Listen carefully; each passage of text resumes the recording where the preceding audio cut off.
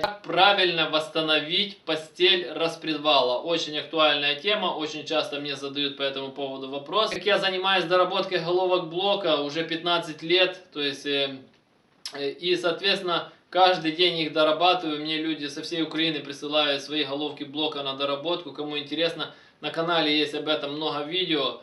Так вот, и очень часто сталкивается такой вопрос, ну и вот подписчик как раз в комментариях тоже написал, как восстановить постель распредвала. Очень распространенная проблема у 8-клапанных переднеприводных двигателей и иногда у 16-клапанных. И вот, допустим, если у вас 8-клапанник и такая проблема очень часто есть, стучит распредвал в постели, то есть вы начинаете там регулировать клапана, там менять стаканчики, искать, откуда этот противный звук, как будто там едете, а кто-то молоточком там сидит, какой-то гном стучит именно по вашему двигателю, и такой неприятный цокот, и с набором оборотов он чаще и чаще, то есть. И вы ездите к регулировщикам клапанов, он там колдует шайбами, что-то меняет, но проблема не уходит. Это значит, что у вас разбита постель распредвала. Почему она разбивается? Из-за основные причины это из-за того, что используете плохое масло, вы меняете не вовремя масло. Может, вы и меняете, и вовремя, и хорошо заливаете. Ну, если вы машину покупали не новую, вы не знаете, что было до вас. То есть, как там ездили, как эксплуатировали. Что происходит? Постель распредвала, будем так сказать, является крайней точкой в масляной системе. Ну, образно, грубо говоря. Потому что масляный насос находится снизу. Пока он прокачивает через блок масла, пока его закачивает в головку, потом через масляные каналы головки на распредвал. И уже с постели распредвала, грубо говоря, в обратном порядке.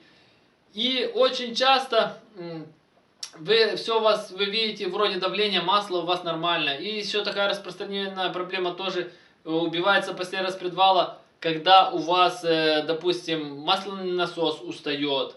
Или, допустим, у вас двигатель уже там, вкладыши были подуставшие, вы ездили, и вы себе сделали капиталку, там шлифанули коленвал, вы шлифанули поставили новые вкладыши, все, сделали капиталочку, а про голову, что вы не подумали, что не только вкладыши изнашиваются, но и постель в распредвале, которая, грубо говоря, там нет никаких вкладышей, там просто тупо алюминий, об который трется стальной распредвал, и, соответственно, при этом он крайняя точка, и, соответственно, давление до него доходит в последнюю очередь. И то, что вы, во-первых, видите, датчик находится чуть, будем так говорить, тоже он в головке, но все равно еще после него только идут уже масляные каналы, которые подают на распредвал. Так вот, так как у восьмерок, там, девяток нету датчика давления, только лампочка, которая сообщает, что там у вас давление. Но она загорается тогда, когда уже давление критичное, то есть. Вы не знаете, вы можете ездить на низком давлении, от этого у вас там и вкладыши устают. И, соответственно, постель тоже устает со временем. И появляется вот этот стук. И мне вот это задают вопрос. Как, что сделать, как восстановить? Начнем с конца. Никак. Почему никак? Потому что я всегда всем рекомендую лучше в таком случае искать другую головку блока. Постель распредвала можно восстановить. Но, во-первых, это еще надо поискать мастеров с правильными станками. Потому что по-нормальному это делается так. Фрезеруется плоскость верхних крышек. Соответственно, для того, чтобы крышки подсели ниже. И потом на специальном станке прогоняется фреза. И она прорезает, соответственно, новые постели под распредвал. То есть, но, опять же, надо очень точно это сделать. Если там фреза немножко не угадает, или зазор будет больше, распредвал будет болтаться, и со временем это все опять начнет стучать, разбивать. Или его подкусит, и, соответственно, он начнет делать задиры, и опять же та же самая ситуация, разобьются постели. Многие там, так сказать, умники берут просто верхние крышки, там на наждачке, там на шлифовальном камне, сточил и типа прижал распредвал, и типа я решил эту проблему.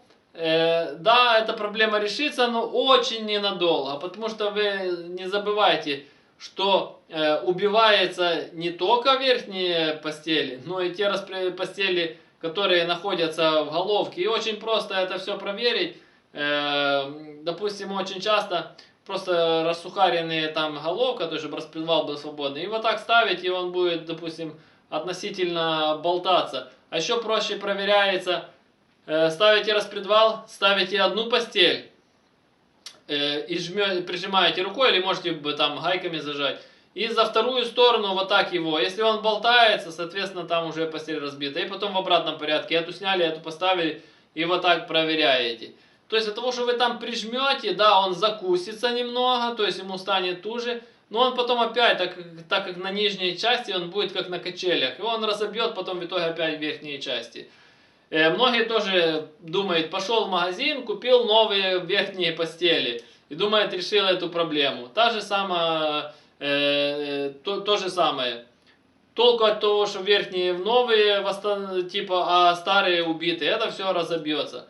Поэтому я рекомендую, если у вас разбита постель, просто ищите другую хорошую живую головку блока с живой постелью. Ну а для того, чтобы таких проблем не возникало, просто не допускайте до того, чтобы постель убивалась. Потому что, я же говорю, причины это все те же.